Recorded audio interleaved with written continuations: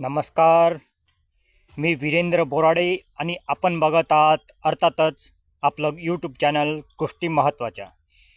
मित्रांनो, सध्या महाराष्ट्रामध्ये महानगरपालिकांच्या निवडणुकांची रणधुमाळी उडालेली आहे. अर्ज दाखल करण्यापासून ते अर्ज माघार घेणे आणि अविरोध काही सदस्य निवडून येणे, साम दाम दंडभेद सर्व वापरून ही निवडणूक पार पाडल्या जात आहे. अशातच प्रचार सभांचा जोर देखील वाढलेला आहे आणि सत्ताधारी आणि विरोधकांचे आरोप प्रत्यारोप देखील चालू आहे. अशातच 2 दिवसा अगोदर भाजपाचे प्रदेश अध्यक्ष माननीय रवींद्र चव्हाण यांची लातूर येथे प्रचार सभा पार पडली आणि त्या प्रचार सभेमध्ये त्यांनी एक विधान केलं. त्याची विरोधात असलेल्या पक्षातील लोकांनी चांगलाच समाचार देखील घेतला. ते विधान आपल्याला ऐकवतो. त्यांनी सभेतील लोकांचा उत्साह बघून प्रचारामध्ये म्हटले की लातूरमधून माननीय विलासराव देशमुख यांच्या आठवणी पुसल्या जातील.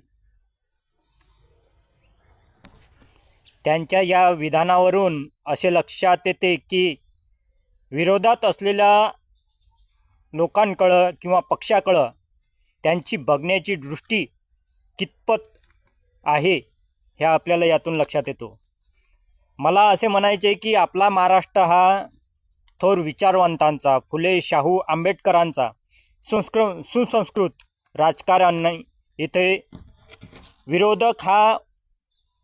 राजकारणातला विरोधक हा वैचारिक विरोध असतो, वैयक्तिक विरोधक नसतो. असा हा महाराष्ट्र.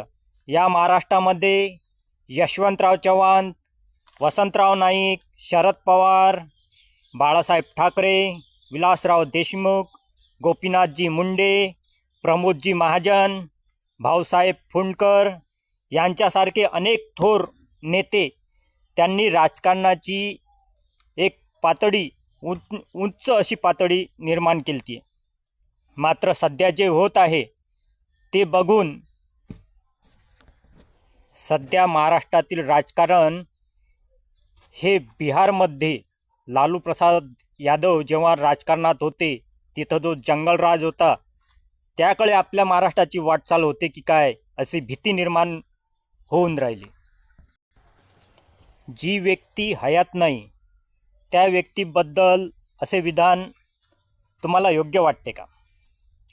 कमेंट करून आपले विचार व्यक्त करा. आणि खरंच लातूरकरिता स्वर्गीय विलासरावजी देशमुख हे त्यांना विसरू शकतील का?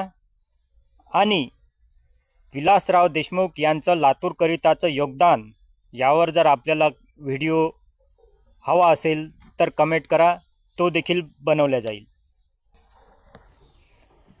राजकारणात ढासळत असलेला राजकारणातील स्तर हा योग्य नाही आहे. सर्वच पक्षांनी याची काळजी घ्यायला हवी. आपण या निवडणुकीत बघितले, जे दोघे बंधू एकमेकांसोबत बोलत नव्हते ते दोघे बंधू ठाकरे बँडकरिता मुंबईत एकत्र आलेत.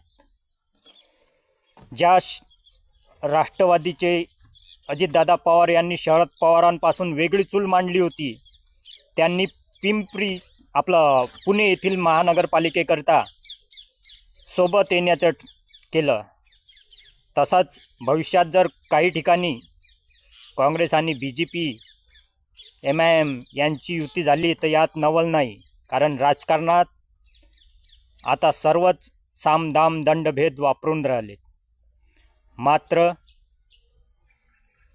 राजकारणात हे योग्य वाटत नाही. सर्वसामान्य जनतेचे एवढेच म्हणणे आहे सर्व राजकीय पुढाऱ्यांना की विकासावर जोर द्या, विकासाकरिता भांडण करा आणि राजकारणातील द्वेष बाजूला करून महाराष्ट्राचं भलं करा. जय महाराष्ट्र, जय हिंद.